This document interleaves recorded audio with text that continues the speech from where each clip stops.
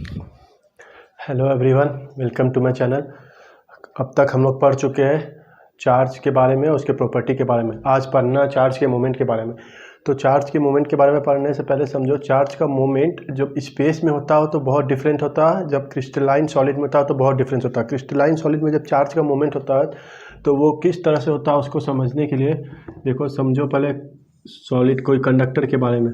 ठीक है, मान लो ये कंडक्टर है तो इसमें अंदर इलेक्ट्रॉन का मूवमेंट रैंडम डायरेक्शन में होते रहता है। रैंडम डायरेक्शन में किस लिए होता है? आपका रैंडम डायरेक्शन में थर्मल एनर्जी के कारण रैंडम डायरेक्शन में मूव करते रहते हैं।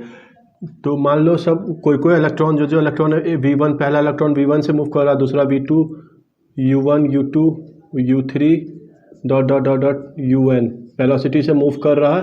इसका नेट क्या हुआ? 0 हुआ। सब रैंडम वेलोसिटी से मूव कर रहा है, इसका एवरेज क्या होता है? 0 हो जाता है। तो अब इसमें हम लोग मान लो एक्सटर्नल फील्ड, पीछे बाहर से एक्सटर्नल फील्ड दिए आपका। एक्सटर्नल फील्ड मतलब एक पोटेंशियल डिफरेंस क्रिएट किए। ठीक है, पॉजिटिव निगेटिव इलेक्ट्रिक फील्ड यहाँ से दिए। तो इसका मोमेंट अब क्या होगा? इलेक्ट्रिक फील्ड एक चार्ज है, इस पर फोर्स लगेगा F बराबर QE फोर्स लगता है किसी चार्ज पे।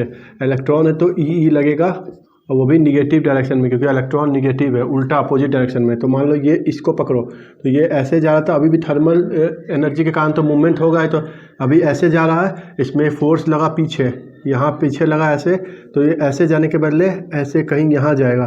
तो क्या हुआ? इतना जो ड्रिफ्ट हुआ इसमें, एक इलेक्ट्रॉन से मैं समझा रहा हूँ आपको, इतना जो ड्रिफ्ट हुआ, जैसे यहाँ पे देखो आप, ऐसे है, ये ऐसे जा रहा था, यहाँ जाने के बदले अब पीछे जाएगा कहीं यहाँ।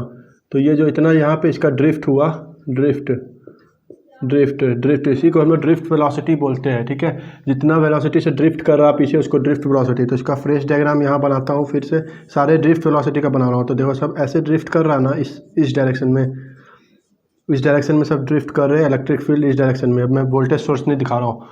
तो ये हुआ, इसीलिए इसको ड्रिफ्ट वेलोसिटी बोलते हैं। तो अब देखो ये इलेक्ट्रॉन है तो यहाँ पे प्रोटॉन भी होंगे, जैसे मान लो इलेक्ट्रॉन है, इलेक्ट्रॉन को मैं ऐसे दिखा रहा हूँ, तो यहाँ पे कहीं प्रोटॉन भी तो होंगे प्रेजेंट, पॉजिटिव वो लैटिस स्ट्रक्चर में होंगे, अपने डिफाइंड पोजीशन पे, वो मूव नहीं करते हैं तो, लेकिन प्रेजेंट तो होंगे यहाँ पे। तो अब देखो इसको समझने के लिए समझो, जैसे यहाँ पे एक इलेक्ट्रॉन प्रेजेंट है तो इस पर फोर्स लग रहा तो सब मूव कर रहे हैं, तो कोई वेलोसिटी से मूव कर रहे होंगे। तो मान लो इसकी velocity V1 plus V2 plus V3 dot dot dot dot VN है। तो इसका सम अब 0 नहीं आएगा, इसका कुछ ना कुछ वैल्यू आएगा। इसी को हम लोग बोलते हैं ड्रिफ्ट वेलोसिटी, जो इसका एवरेज वैल्यू आता है।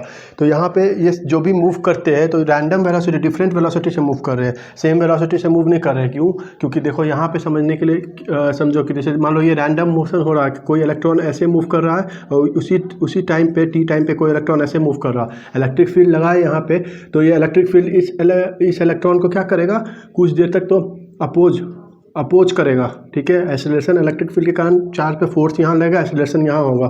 तो यहाँ एक्सेलरेशन हो रहा मान लो A। ठीक है, इसका समझाने के लिए तुम लोग को मैं बोल रहा हूँ, इसका वेलोसिटी अभी 2 मीटर पर सेकेंड, इसका आपका 4 मीटर पर सेकेंड। ठीक है, एक्सेलरेशन हो रहा आपका 1 मीटर पर सेकेंड स्क्वायर से। ठीक है, तो अभी यहाँ मूव कर रहा है तो इस पर फोर्स लगा यहाँ, तो एक्सेलरेशन होगा यहाँ। तो कुछ टाइम के बाद, 1 सेकंड के बाद इसका वेलोसिटी हो जाएगा 1 मीटर, 1 सेकंड और के बाद इसका वेलोसिटी हो जाएगा 0। उसके 1 सेकंड के बाद फिर इसका मूवमेंट यहाँ होगा, पहले यहाँ धीरे धीरे घट के 0 होगा, उसके बाद फिर यहाँ मूव करेगा।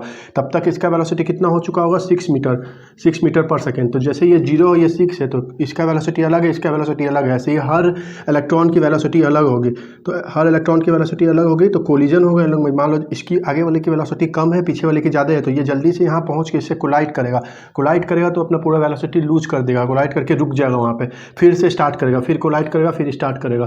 तो जो कोलिजन होता है, तो 2 सक्सेसिव कोलिजन ऑफ इलेक्ट्रॉन, उसी को हम लोग बोलते हैं टाइम। रिलैक्स कर गया तो टाउ, रिलैक्सेशन टाइम इसी को बोलते हैं रिलैक्सेशन टाइम। तो क्या बोला मैंने कि 2 successive closing, average time of 2 successive closing. ठीक है, एवरेज, ये भी टाइम एवरेज होगा क्योंकि हर हमेशा अलग अलग टाइम लेगा। 2 सक्सेसिव क्लोजन बिटवीन क्या? Collision between 2 successive collision between या तो इलेक्ट्रॉन, आइदर इलेक्ट्रॉन या प्रोटॉन। यहाँ पे प्रोटॉन भी तो प्रेजेंट है। 2 सक्सेसिव और प्रोटॉन से भी कोलाइड कर गया 2 सक्सेसिव के बीच का, तो उसको भी बोलेंगे 2 सक्सेसिव बार कोलाइड किया, उसके बीच में जो एवरेज टाइम लगा उसको हम लोग रिलैक्सेशन टाइम बोलेंगे। या तो प्रोटॉन से कोलाइड करे या इलेक्ट्रॉन से, क्योंकि दोनों यहाँ पे प्रेजेंट है। ठीक है। तो ये सब तो आप लोग अपने टर्म में बना के लिख लेना, इसका डेफिनेशन, वीडी का डेफिनेशन, इसका डेफिनेशन। अब इसका डेरिवेशन थोड़ा सा समझ लो, आसान है, जैसे कि 12th का चीज़ है, लेकिन मैं थोड़ा सा समझा देता हूँ, अभी समझ जाओगे आप लोग। देखो फोर्स का वैल्यू मैंने ये लिखा, और एक्सीलरेशन हम लोग जानते हैं क्या होता है, एक्सीलरेशन बराबर फोर्स का वैल्यू ये लिखा, आप फर्स्ट लॉ से जानते होगे। और देखो इनिशियली वेलोसिटी ये था u, ठीक है, फाइनल वेलोसिटी ये है, तो फर्स्ट लॉ से आप जानते होगे v बराबर u प्लस ए टी, ठीक है, v बराबर u प्लस ए टी। तो यहाँ पे v क्या आपका vd है, u इनिशियल वेलोसिटी सबका सम 0 था, 0 प्लस a टाउ है t, और a ये है।